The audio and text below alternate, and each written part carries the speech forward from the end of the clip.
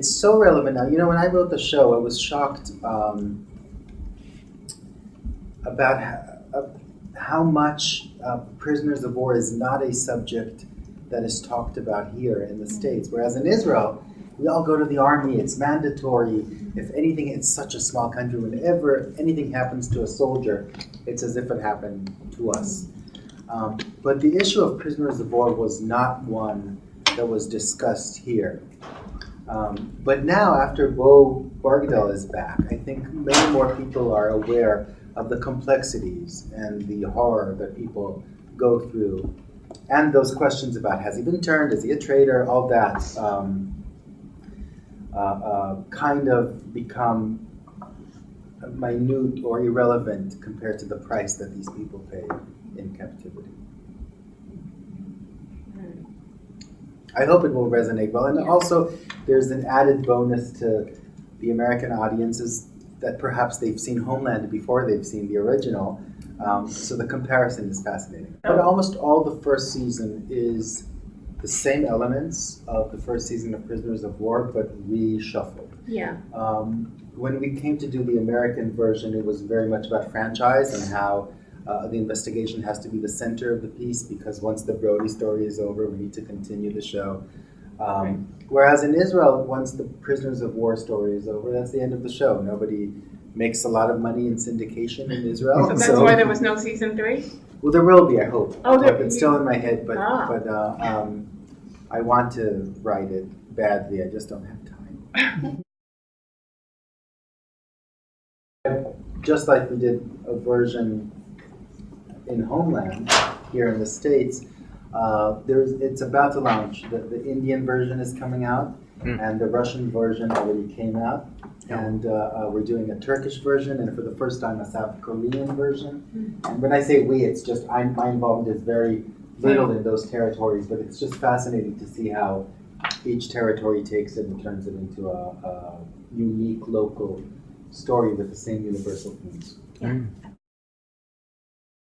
Well, I wanted for that pretty unknown actors at the time. Now they're very known, but at the time I wanted pretty unknown actors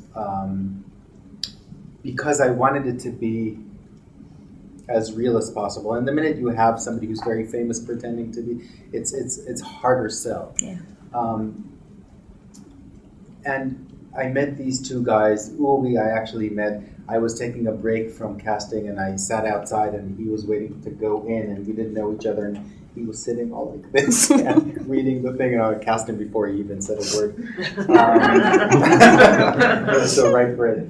And then Nimrode, he comes in, Yoram Todeano, the fantastic Yoram Todeano, he comes in with such strength and yet such vulnerability. And he's got such damage behind his eyes, and he's such an amazing leading man.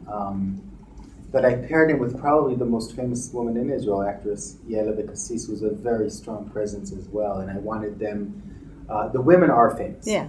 The men I wanted to be unknown. And I actually planned that so that they'll have a hard time upstaging these women. Because that's the reality of what happens when you come back after 17 years being used to being the center of your home, and suddenly you're not. And suddenly a woman who fought for 17 years to get you back home and met with world leaders and met with the UN and spearheaded the campaign for your return, and she's kind of used to the spotlight. Suddenly the man comes back and they're fighting for real estate there in the spotlight. So that was meeting with Yael Bekassis and pairing her with Yoram. And then when I was looking for Nurit, I was thinking about Mili Avital, who has this ability to be extremely, extremely vulnerable and very complex, but to the outside it looks she's cold. And Nurit is kind of a hated character in Israel because she didn't wait for her husband. And I wanted somebody who, when you see her picture, you'll be like, bitch. But when you get to know her, you're like, oh my God, she's the bravest woman on earth.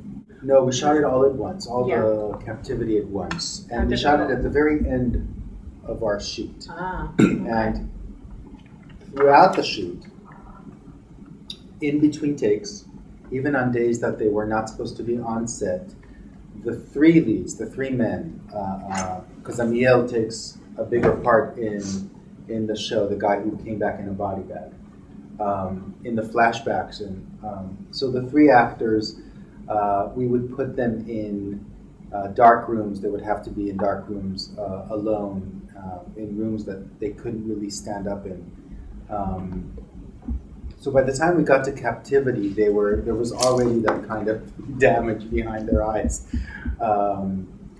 And the torture scene, they were hard to shoot. They were challenging. They were hard for the actors. But I think at that point, the psychological games that were played on them, which I wanted to bring to the show, were even harder to shoot. Yeah. I can imagine that. It happened before we shot the show. I wrote the show, and then my American agent, Rick Rosen, at WME asked me to translate the first episode to English because he thought it could be a good American show as well. And then we sold it here first to Fox as our studio, Fox 21 as our studio. And then I went back to Israel, shot the whole first season, and then came back here and wrote the pilot with my American partners, and then wrote the second season in Israel, and came back here to shoot the rest of the first season when we were picked up by Showtime. It was very confusing, especially because parts of Homeland were shot in Israel with the same crew that shot Prisoners of War. So. Right, that's right.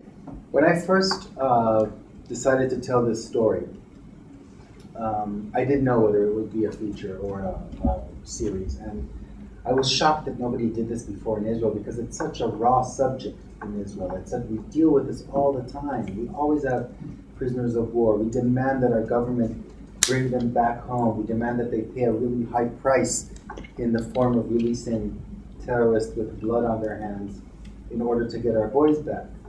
And I was shocked that nobody did this before. And the more I researched, I realized there is a world of drama that hasn't been tapped into, and that a feature film will never do it justice, and that I need long form to tell the story. I realized that Israelis, for most Israelis at the time at least, the return of prisoners of war is the end of the series, not the beginning of the series.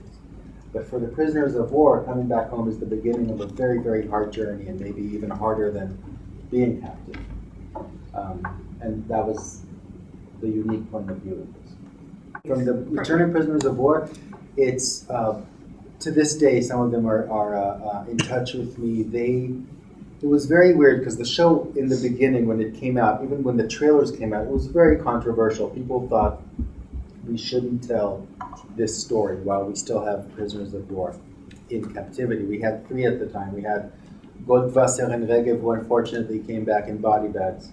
And then we had Gilad Shalit, who the last day of shooting the second season was when the deal to bring him back was sealed and signed.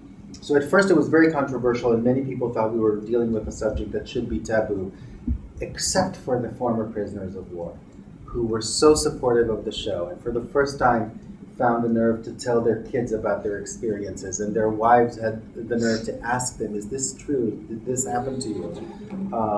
Did the government really spy on you? Were you really taken away and treated like this when you got back? Did this happen to you? Did they do this mock execution to you? And, so for a while there, when the show was out, it was hard to open the newspaper or open the radio or television without hearing suddenly the stories of real prisoners of war. I think it brought about a whole healthy debate